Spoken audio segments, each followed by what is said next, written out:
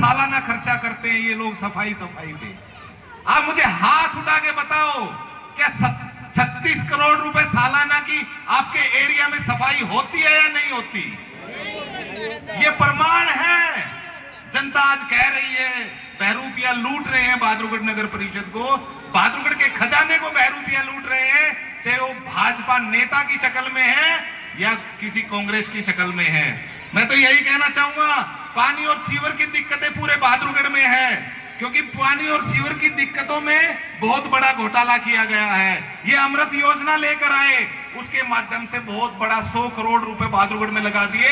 अगर 100 करोड़ रुपए बहादुरगढ़ में ईमानदारी से लगते तो यकीन मानिए ऐसी कोई गली नहीं होती जहां पानी और सीवर की अच्छी व्यवस्था नहीं हो सकती थी, ऐसी कोई सड़क नहीं होती जिसको ठीक से सुचारू रूप से चलाया नहीं जा सकता था।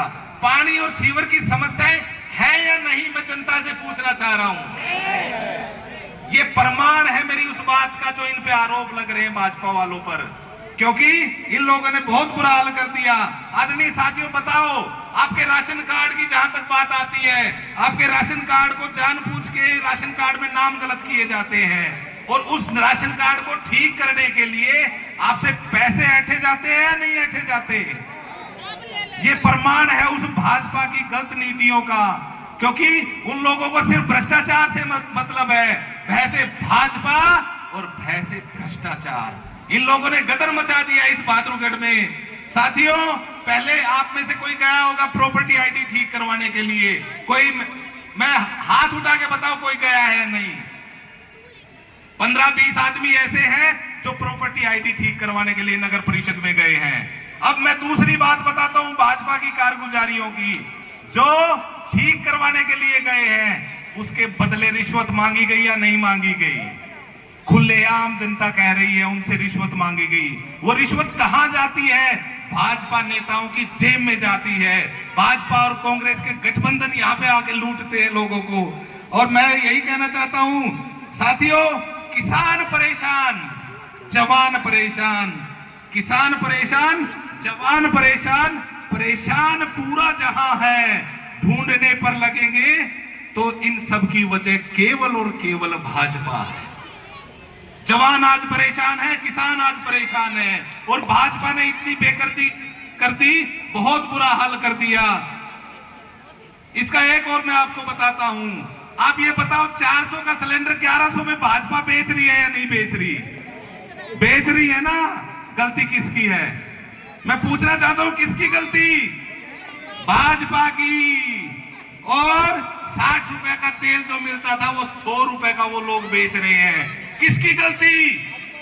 भाजपा की। परिवार पहचान पत्र हमारे बने, परिवार पहचान पत्र को परिवार परेशान पत्र किसने बनाया? भाजपा के नेताओं ने। गरीबों को प्लॉट मिलने चाहिए थे और वो प्लॉट नहीं मिले, तो गलती किसकी? जो सरकार में है, भाजपा की। और बुजुर्ग पेंशन हो, विधवा पेंशन हो, विकलांग पेंशन हो, चाहे सभी तरह की पेंशन हो, सारी पेंशनों को रुकवाने का काम किसने किया? भाजपा ने। आशा वर्करों के आदमी महिला ठीक हो सकती थी, क्योंकि जानबूझ के उन्होंने बेकदरी करी इस मामले की। साथियों, नौकरी व रोजगार खत्म करने की साजिश रची गई भाजपा में। रोजगार मांगते हैं तो लाठियां भाजपा देती है, और अपने हक की बात करते हैं तो आंख दिखाती है भाजपा। मैं तो यही कहना चाहूंगा, जनता अब जाग रही है, समय आएगा, धीरे धीरे परिवर्तनशील है। मुद्दा ये नहीं है कौन चुनाव लड़ रहा है, मुद्दा ये है हमारे साथ गलत व्यवहार किस पार्टी ने किया है, हमारे साथ गलत किसने किया है, हमारे नेता के साथ गलत किस राज में हुआ है। उसमें भाजपा नेताओं का नाम है। आज तक गिरफ्तार क्यों नहीं किए? आज तक उनको चाय पिलाते हैं पुलिस थाने में बुला के, क्यों? क्योंकि वो भाजपा के नेता है। यही वजह है ना।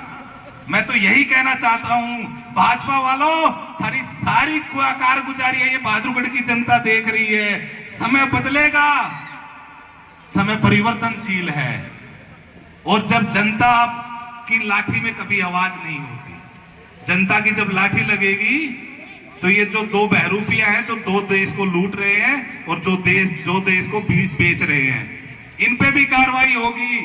लाइट की भयंकर समस्या है कि नहीं है?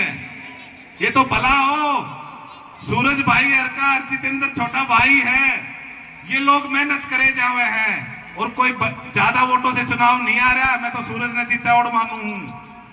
ये भाजपा की बेकायदगी है, जो पार्षद बने हुए हैं उन्होंने वो काम कुछ नहीं कर रहे, वो केवल और केवल अपने नेताओं को खुश करने का काम करते हैं।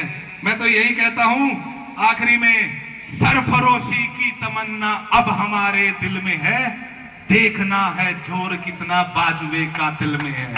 मेरे को और कुछ चंद लाइनें याद आती हैं, आदरणीय नफे सिंह जी राठी कई बार बोला करते स्टेज पर, और मुझे वो कविता हरिवंश राय जी की कई बार याद आती है, क्योंकि उनकी वो कविता थी, कोशिश करने वालों की कभी हार नहीं होती। साथियों, लहरों से डरकर नौका पार नहीं होती और कोशिश करने वालों की कभी हार नहीं होती। नन्ही चींटी जब दाना लेकर चलती है, नन्ही चींटी जब दाना लेकर चलती है, चढ़ती दीवारों पर 100 बार फिसलती है, चढ़ती दीवारों पर 100 बार फिसलती है। मन का विश्वास रगों में साहस भरता है, चढ़कर गिरना और गिरकर चढ़ना नथनी का करता है। आखिर उसकी मेहनत बेकार नहीं होती और कोशिश करने वालों की कभी हार नहीं होती। साथियों, डुबकियां सिंधु में गोताखोर लगाता है, डुबकियां सिंधु में गोताखोर लगाता है, जा जाकर खाली हाथ लौट आता है, जा जाकर खाली हाथ लौट आता है। मिलते नहीं सहज मोती गहरे पानी में, मोती देखा होगा समुद्र में मिलता है, कई बार मिलते नहीं मोती गहरे पानी में, बढ़ता दुगना उत्साह इसी हैरानी में, और मुट्ठी उसकी खाली हर बार नहीं होती, कोशिश करने वालों की कभी हार नहीं होती। असफलता एक चुनौती है, स्वीकार करो। इस चुनाव में हम हारे थे, लेकिन हमें खुशी है हमने लोगों का मन जीता, हमने भ्रष्टाचार के खिलाफ आवाज उठाई, हमने इनकी बेकायदगियों के खिलाफ आवाज उठाई। ना पहले कभी डरे, ना आगे भविष्य में कभी डरेंगे, क्योंकि हमारे अंदर नफे सिंह राठी जी का वो खून है जो ना भाजपा से डरा ना कांग्रेस से डरा, क्योंकि इनके सामने आंखों में आंखें डालकर बात करने की हमें आदत है, हमारे परिवार की आदत है इनकी बेकायदगियों को उजागर करने की। हम लोग सामना करेंगे इनकी हर बेकायदगियों का। असफलता एक चुनौती है, इसे स्वीकार करो। असफलता एक चुनौती है, इसे स्वीकार करो। क्या कमी रह गई देखो और सुधार करो। हो सकता है हमारी कमी रह गई, उसको सुधार भी करेंगे और उसको आगे भी बढ़ाएंगे, उसको कमी को पूरा करेंगे और आप लोगों को साथ लेके चलेंगे। जब तक ना सफल